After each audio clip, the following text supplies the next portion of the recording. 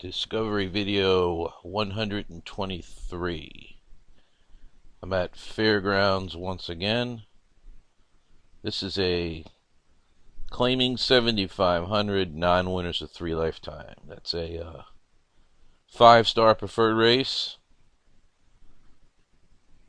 I'm here on the home page. Gonna log into the free area. Click on Discovery Video button, link, or banner. They all take you to the same page. Big red arrow, value odds overlay and preferred races. Through 16 years of research, I have come to find that these race conditions are much better than average for getting nice price, value odds, or overlay winner. And so thus, I concentrate on them. I have each one of them rated from 1 to 5 stars, 5 stars being the highest. There's only 2 5-star races, maiden claiming races and claiming races with a condition. It'll say CLM, the claiming price, and then some kind of numbers or letter after the claiming price. That's a conditional claimer. That's the best of the best 5 stars. Now, once I recognize the race as a 5-star race, I look for the value odds horse. But what are you going to do when you got 2? I got number 1, Gator Dog, top pick in the race. And number 9, My Risen Star. What a nice name for a fairgrounds horse. Actually, you know, nothing changes. The way we do things is always the same. So, if you've watched previous videos, you probably already know. But what's the most important thing? Is the odds near post time. Because if one of them is 5 to 1, we don't need to worry about it. But wait a minute. Look at what happened. This is the way the odds on Group A look near post time. This is a tough situation. But I'm going to show you it's really not, because we never change our preference. 12 to 1 on Gator Dog. The 3 was 4 to 5 favorite. The other value odds horse was 12 to 1, and then 18 to 1 on the 4 horse. Confusing, isn't it? No, not at all. If you remember previous videos, there's something that I've said over and over and over again.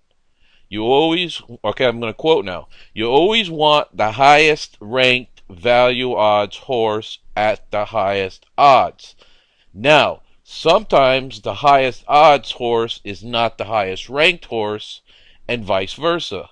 But this is kind of a weird situation where you have the highest ranked horse is 12 to 1, but what about the other value odds horse at 12 to 1?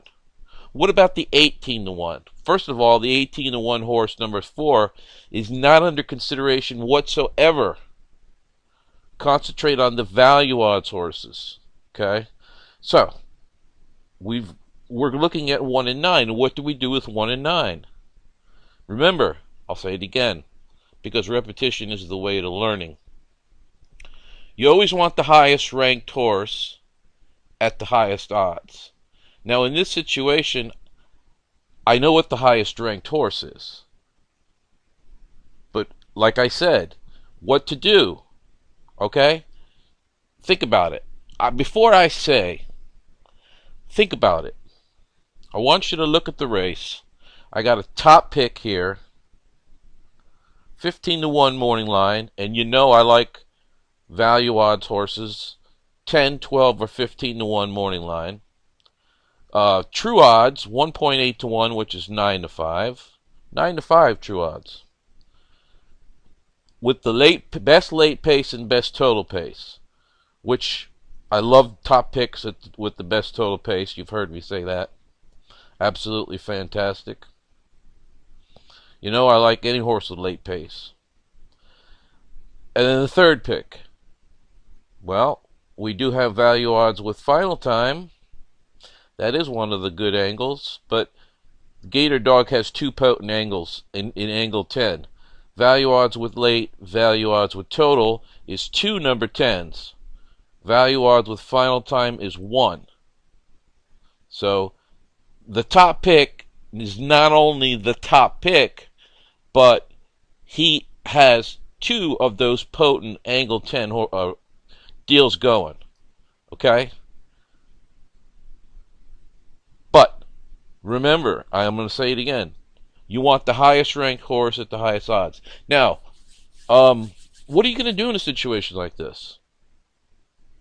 Well, really you have a choice. I'll tell you what I do, and then I'll tell you what you can do, and I'll give you a choice of two things. Well, first of all, we already know that we're concentrating on the 1 and the 9.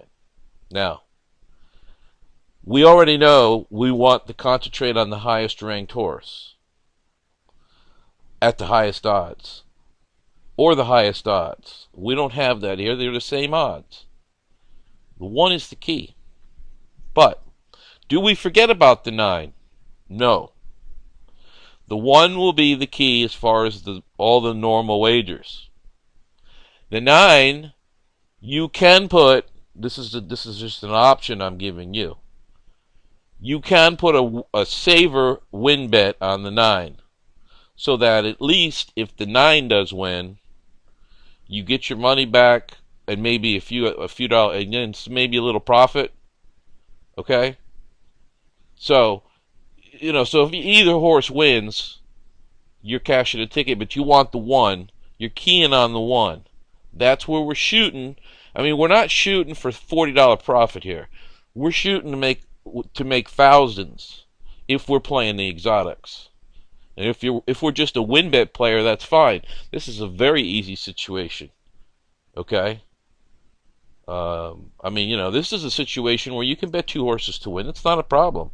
When the 2 horses you're betting are 12 to 1, and keep in mind, I do not like betting 2 horses. And in this race, it took moxie, and it does take moxie, to go with the 1 and forget the 9 exists in terms of for key horse status. But I'm going to say it again, and I've said this over and over and over in the videos. Highest ranked of the 2, or however, there's 2 value odds horses. Maybe you sometimes have 3. You can have 3. That does happen sometimes. Prime situation would be 1. Sometimes you got 2. Highest ranked. You just burn that into your head, okay? And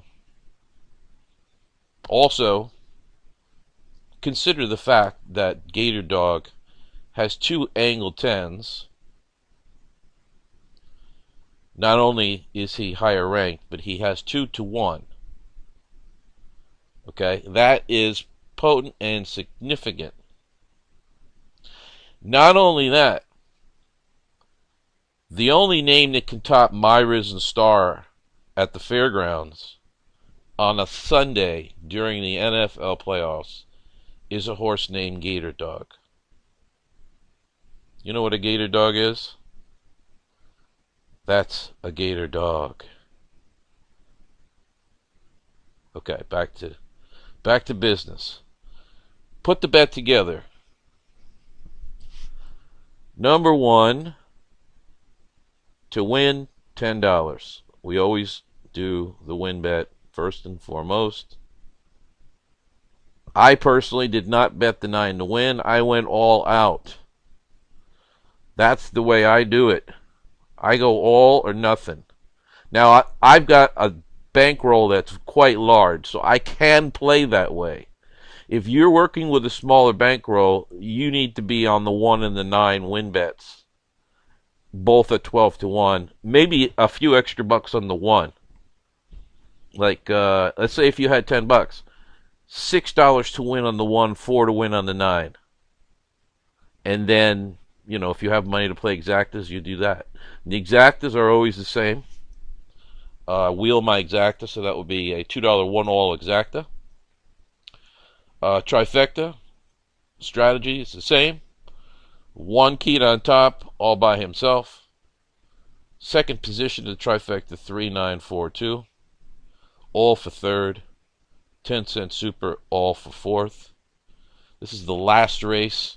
So it's the last race, the third race and last race of the late pick 3.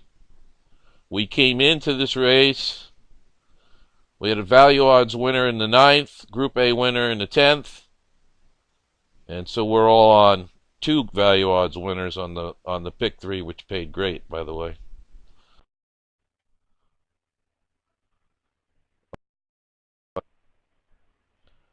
We're updated, great. We play pick 3s. You want a key, you take your special horse in a special race. You know that the ultimate is a 5-star preferred race. And those value odds horses with morning line odds of 10 to 1, 12 to 1, or 15 to 1. We have that here. You can play in the, if you're going to, key on one horse or one race. In the other 2 races of the pick 3, play the Group A horses. Even though we played the Group A in that what was that, the 9th race? Played Group A, but the value odds horse won anyway. It wasn't a preferred race. Okay? But the value odds horse won anyway. Well, we had Group A, so, either way, we're winning. Either way, we're alive when we came into this race, and that's all that matters. Okay. So, I talked about some things to like about the 1. But why did the betting public not bet the 1 or the 9? Why? It's a 9 winners at 3 lifetime. There's no superstars in here. The betting public very much looks at this.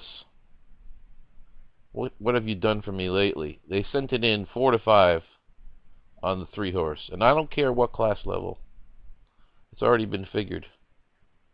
Yeah, the 3's dropping in class, but we're at a 9 winners at 3 claimer. 96 power rating on Gator. 1 power rating better than the 4 to 5 shot. And then 5 points better than the other value odds horse. So, the way that we handicap, the 1 and the 3 have about the same chance. Notice the last race improvement. But they see Penn National in Charlestown. Fairgrounds bettors look down upon those horses that run at Penn National in Charlestown. They're not supposed to be in the caliber of a Fairgrounds. But like I said, the game is changing, and the figures say that Gator Dog is the top pick of the race and the top contender of the race. He's got the figs, man. Not everything is based on figs, but the figs are there. All kinds of figs. Pace, class, speed, da-da-da-da-da-da. But that's why they didn't bet this horse. They saw Penn National in Charlestown. They probably disregarded the fact that he's coming off a 5th place finish in an 11-horse field. So he beat more than half the field 13 days ago. And like I said, I don't care what kind of class race that was. That's already been figured in the handicapping, and he came up number 1, top pick. And nothing really going on with this horse either.